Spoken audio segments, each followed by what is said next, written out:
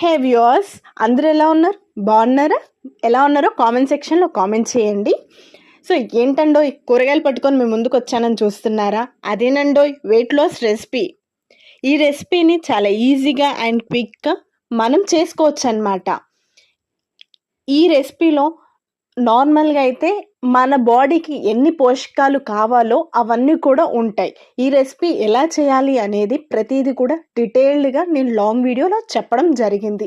As soon మన ఛానల్లోకి ఆ వీడియో కూడా వస్తుంది. So stay tune for long video. ఇంతకీ ఈ షార్ట్ మీకు నచ్చిందా? నచ్చితే please do like, share and subscribe.